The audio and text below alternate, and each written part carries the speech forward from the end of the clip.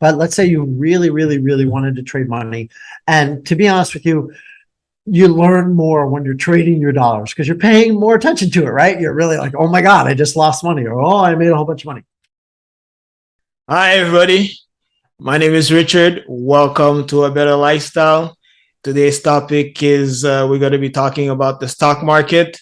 And this year was pretty a bumpy ride. So today I have Stuart Kruse with me. I hope I'm pronouncing your name right. You got it right. Thanks. Yeah. So I have Stuart here with me. So he's going to be educating us on investing. And I think it's going to be a pretty interesting episode regarding like everything that's happening right now in the stock market world. So I forgot, just a disclaimer before I start. This is not financial advice. It's only for education purpose only. So please do your own research before you make any decisions. So with that out of the way, please, Stuart, tell everybody who you are, a brief resume of who you are, and we'll get started. Yeah, sure. My name is Stuart Kruse. I started in my field of investing back in the late 90s.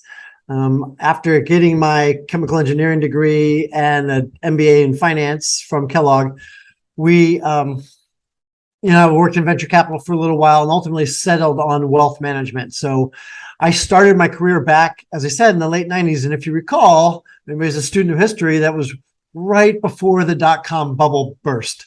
So here I am trying to build my book of business through 3 years of just pain and torture. And then lo and behold, I was working for Lehman Brothers and Bear Stearns. And in 2007, right before the financial crisis, I went to open up my own firm. So before it happened, I opened up my own firm and was trying to build up that business in the middle of the worst financial disaster we had had in 50 years. So that was super fun. I have my CFA, which is basically like, for those of you who don't know, it's like a PhD in portfolio management. And we run a quantitative investment firm here at Kruse Asset Management. So we make all of our portfolio decisions based off of statistics and math.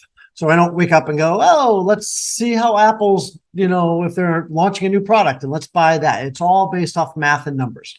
So that's the angle that I'm going to be discussing the market from today, is what the numbers are telling us, not what my opinion is.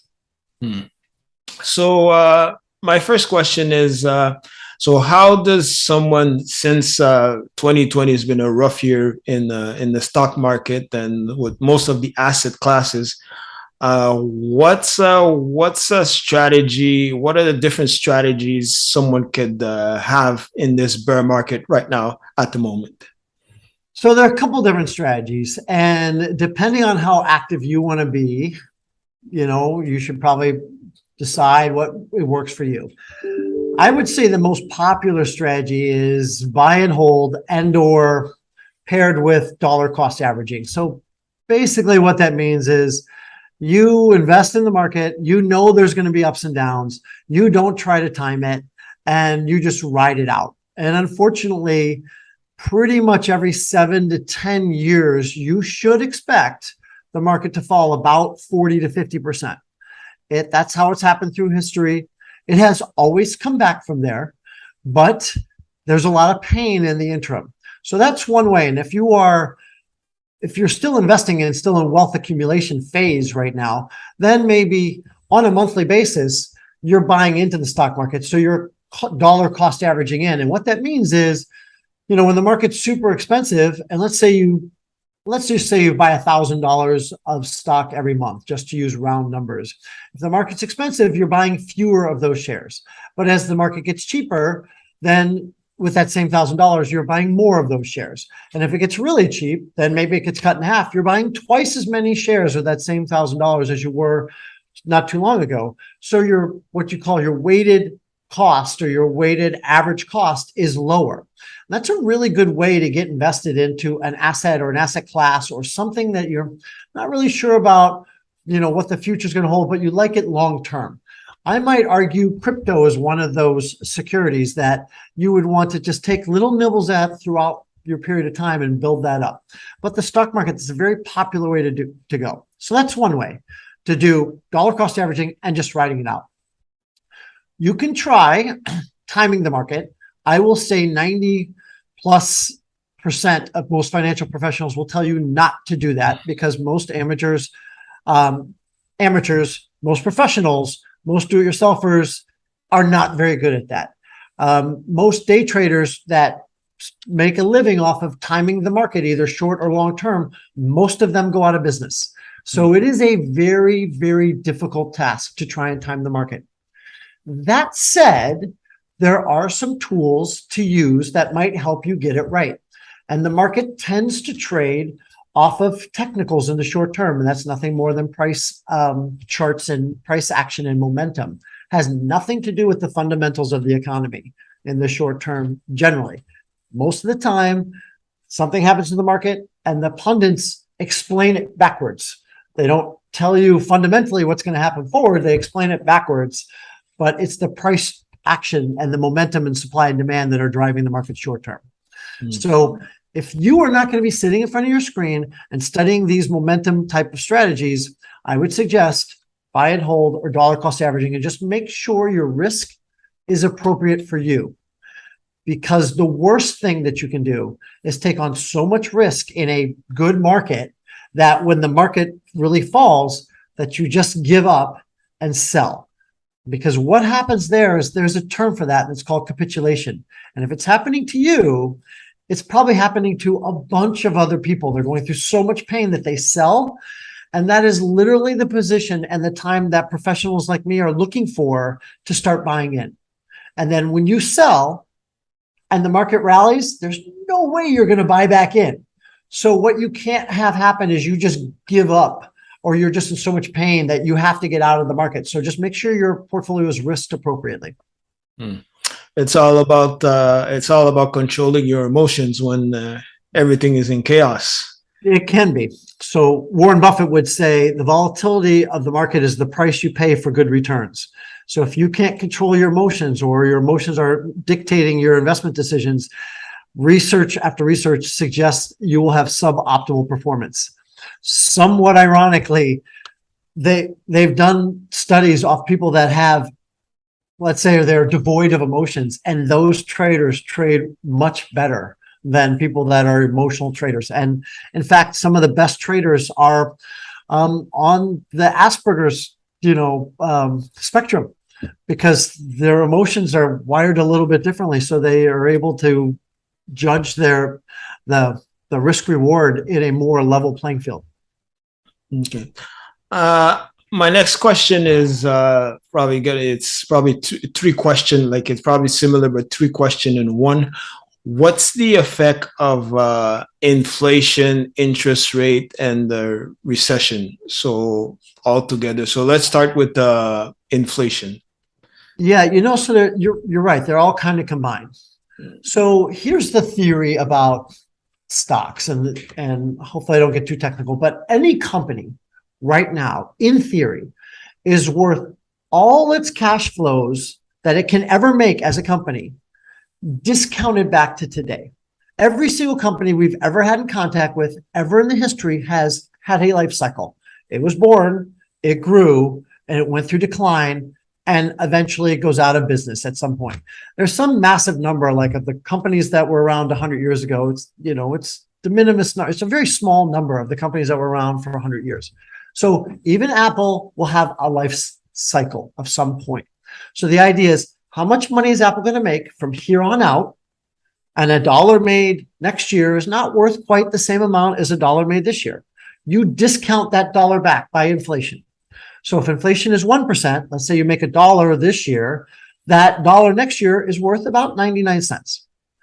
But if inflation is 10%, well, that dollar next year is only worth about 90 cents this year. So if I have to discount back all of those future cash flows, if inflation is super low or roughly zero, which it had been in the past, all of those cash flows way into the future were discounted back not very much. They're all basically worth roughly the same as they are today. But as inflation and interest rates start rising, those future cash flows, really get discounted back. Now, if a company is really betting, like especially a company that's in growth mode and not making any money right now, but hoping to make money in the future, and they're discounting that number back, let's say, hey, I'm going to hopefully make money in 10 years. That 10 years worth of profit just a year ago probably got cut in half by today's inflation numbers. So what you see in a roundabout way is what's called multiple compression. So as interest rates rise, the amount that you're willing to pay for a dollar of earnings in today's dollars should contract. So to use Apple as an example, Apple traded at a 15 PE for 10 years prior to COVID, roughly between 12 and 18, roughly. 15 PE on average, which is roughly the average market PE multiple. And then COVID came along and the federal government put in about $6 trillion into government stimulus into the economy. And that money had to go somewhere. And it went to a lot of tech companies, Apple, Google, Microsoft, the FANG stocks, Facebook, Amazon. And they all got pushed up and their multiples all traded up to, let's say, higher than they were. So Apple went from a 15 multiple almost to a 45 multiple. It wasn't growing any faster, wasn't making any more money, didn't launch any more products than it was before. Nothing really changed fundamentally about Apple. It was a still phenomenal company. It was pre-COVID. It was during COVID. It is now. Nothing fundamentally changed about Apple, except for the multiple went from 15 to almost 45. Now, if you take those interest rates into account and you went from an inflation rate of 1% to an inflation rate of 8%, and so all those forward earnings are discounted back, then that multiple starts compressing. And it's not just true for Apple, it's true for all companies. So as that multiple compresses, the stock market prices come down. So the dollar that you're willing to pay 15 times every dollar of Apple earnings, shot up to 45, which I would have argued was way too high anyway, still trading at 25, and the interest rates are higher than it was pre-COVID. So I would suggest that there is a lot more room for the market to go down because of multiple compression right now. So as interest rates stay high, you could expect the average multiple to come down. Now, the S&P's average, as I mentioned, was around 15. It's trading somewhere in the 17, 18, 19 range. So we are still expensive. And the interest rate is substantially higher. So that, again, would suggest that the overall market has a lot of room to come down. How long does a bear market usually I forgot my word. How long does it usually last, right? Yeah. How long does it last usually? Yeah, so it's a great question. So it depends a little bit on the bear market. So think about COVID.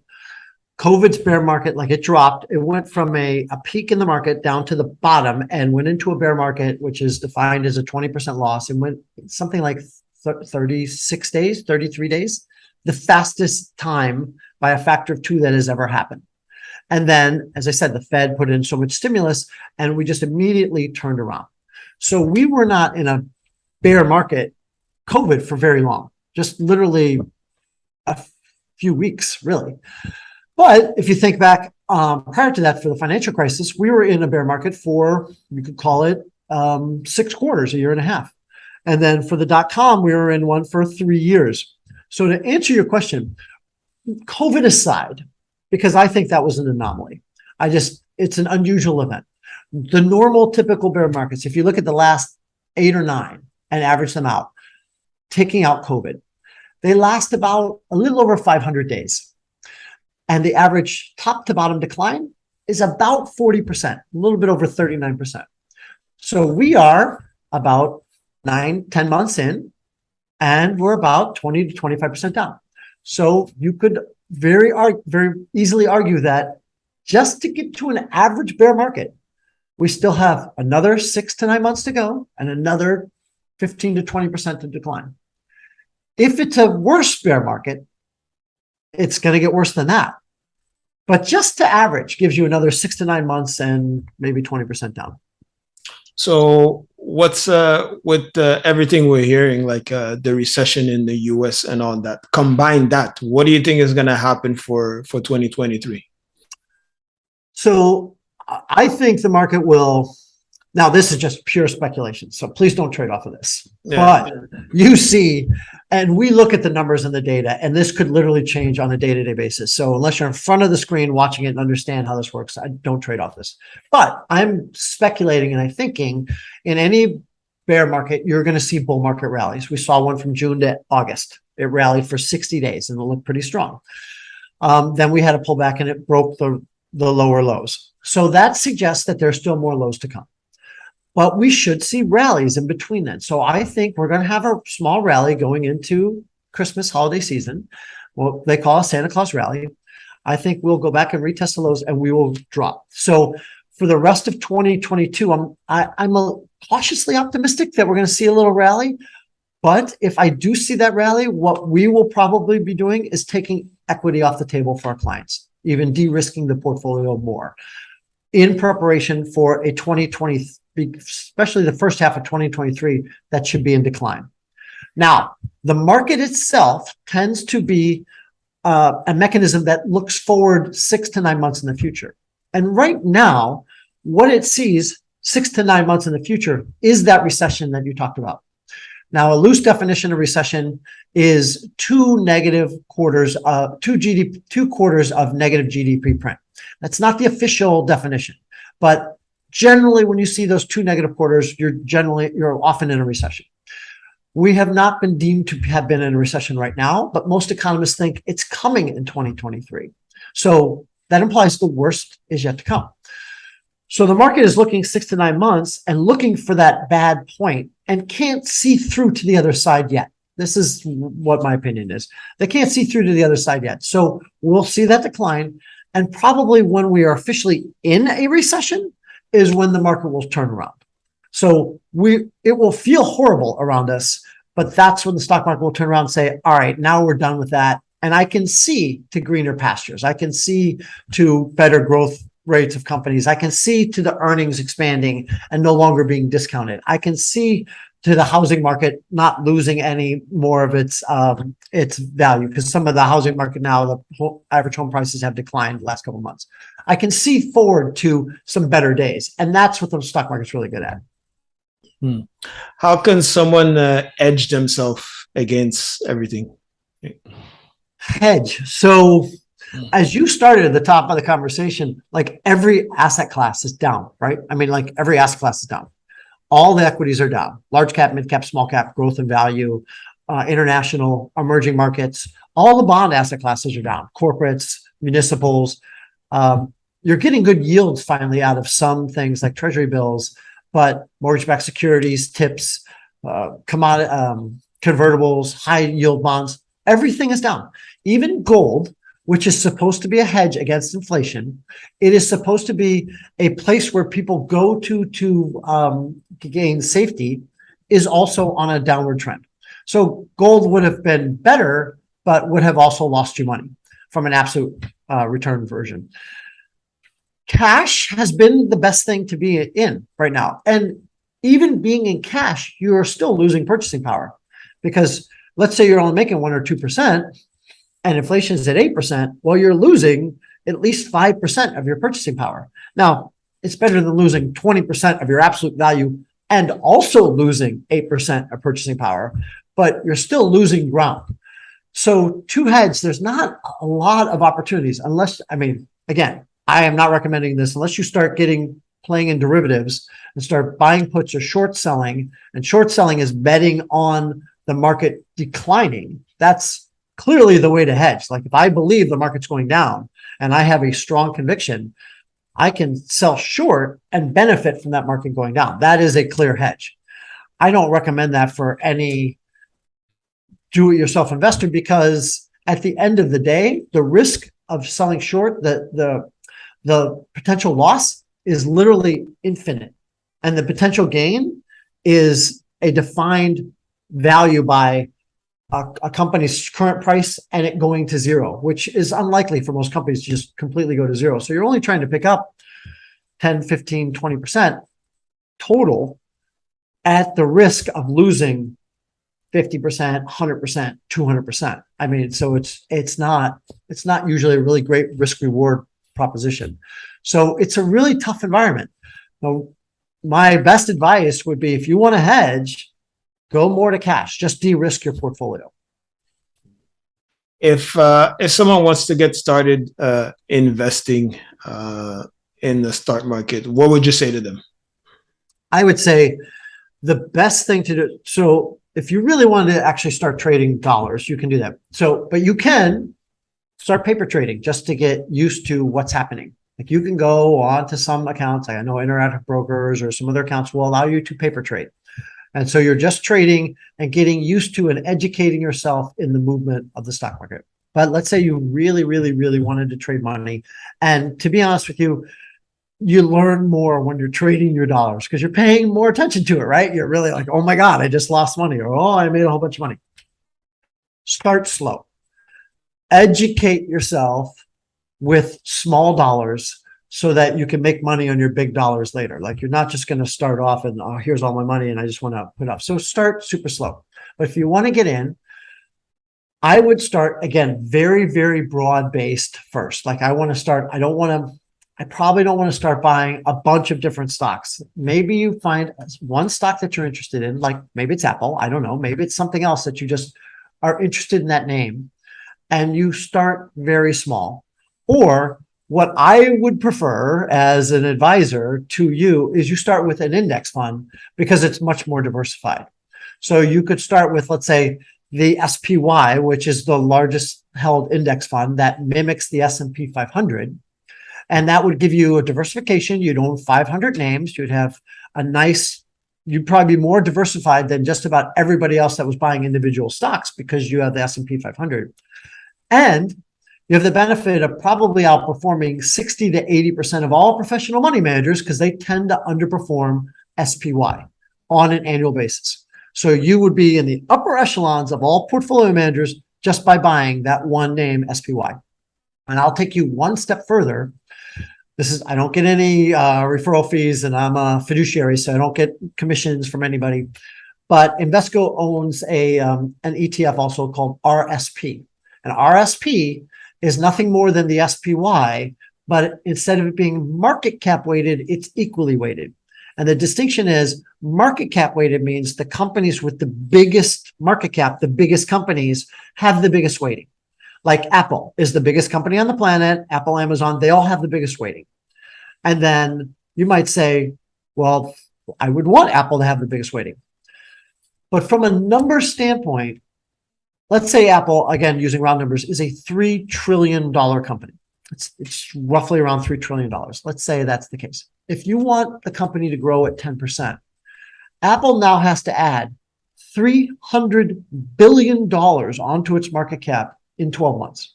$300 billion of market cap is larger than 98% of companies that have ever existed in the world, ever. And to expect Apple and Amazon and Microsoft and Facebook to continually add those kind of numbers onto their balance sheet and value, history has suggested that's an impossibility. So if you buy RSP, Apple has an equally weighted as all the other companies in the S&P 500. And over time, when you look at the numbers, in any 10-year rolling window, that RSP tends to outperform SPY by 95% of the time. And I would argue that this was going to be one of those times. These next 10% or next 10 years, RSP should outperform Apple and all those overly weighted companies just because of the multiples that we were talking about before. So how would you get started? I would start buying RSP in a very small amount and cost averaging in. Whether it's $100 a month, just start buying $100 a month, $100 a month, $100 a month, and get used to the action and start learning about the market that way. What mistakes you see beginners do, investors do when they're investing? So we probably had a lot of them get flushed out in this downturn, right? So what happens in general, especially the most recent generation, was they had 10 years of prosperity. The market basically went straight up for 10 years. And it was super easy. Like you just buy tech companies and you make a boatload of money. And I just continue to buy tech companies and just keep making money. But that's not the way it works, right? It just doesn't work that way. So the mistakes they make are basically assuming that what has worked in the past is going to continue to work in the future. And it almost never plays out that way. So for example, tech led us out of that COVID recession. Tech is what drove us into this current decline. The asset or the sector that drove you into the decline almost never leads you back out. So, but I still see people wanting to invest in tech. Like I still want to buy, and technology is awesome for our economy. And these companies are phenomenal companies, but are they good investments moving forward at these multiples and these valuations in this economic environment? And I would argue no. They're too expensive, not making enough money right now, and it's just not the environment. And so we're not going to have a lot of hedge funds on board buying up these companies. So, but the beginning investors will say, oh, I'm very familiar with these names. So, and they did really well for me for the last couple of years. So I'm going to continue to hold on to them. And I think that's going to be a losing proposition. And I was going to have one more other thing is what people will often do is, so for example, you have two stocks, stock A and stock B, and this is actually a pretty well-known study. Let's say you have two stocks, then you bought them both for, I don't know, you put $5,000 in stock A and $5,000 in stock B, and 6 months went by and stock A is up 10% and stock B is down 10%. And let's say you need to generate some money. You're going on a trip and you want to sell out of one of those stocks. In general, well, which one would you sell? The stock that went up or the stock that went down? Richard, which one would you sell? Usually people will sell the one that's down usually. Really? So normally that would be the right answer. But what you see in practice is people sell the stock that's up because they can, what they'll call ring the register or count themselves as a win. Hey, I just made 10%. I won. And the stock that went down, they often say, well, it doesn't count. I haven't lost the money yet because I haven't sold it. And I'm just going to wait for it to come back is what generally happens. Not everybody. So you would have made the right choice because what you're supposed to do is sell the loser, cut your losses and ride out the winner. That's what you're supposed to do. But what you see most beginners do is they say, well, I'm gonna wait for this to come back. And it doesn't work more often than not. So that's one thing is sage advice is cut your losses, define your risk. If that stock drops and you don't know why, then you don't know enough about that company or what's happening in the company to own it, really. And so then you should just be out. There's plenty of other investments in the sea to go put your money into besides a company that you clearly don't fully understand what's going on. So you just cut your losses and move on to something else. Last question, because time is running. How does someone become successful in the stock market and for the long run?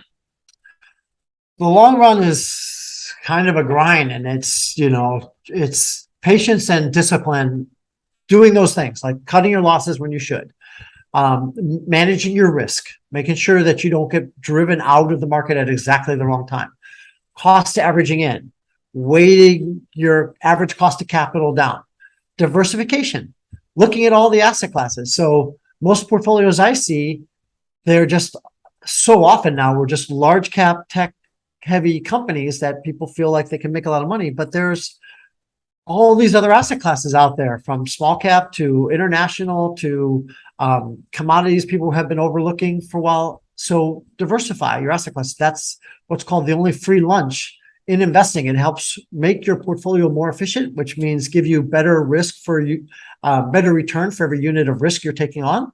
So diversify, but it's a grind and it's a long-term strategy. It's just not an overnight, success. So you've just got to continue working at it. Okay. Thanks. Where can people find you on social media or the internet? Yeah, so I probably spend more time on LinkedIn than anything. So I'm at LinkedIn at /Kruse AM. Kruse is KRUSEAM. I have a website, kruseassetmanagement.com, and my email is stuart@kruseassetmanagement.com. So those are the best places. Okay. Thanks a lot, Stuart, for being here and accepting my invitation. I hope everybody got some great education out of this podcast. I know I did, so I'm going to replay it again. Thanks a lot again, Stuart, for being here. Thanks everybody for listening and watching this podcast. Welcome to A Better Lifestyle. Today's topic was the stock market, and I hope you enjoyed it. And my name is Richard, and we'll see you next time, everybody. And bye. Thanks a lot. No problem.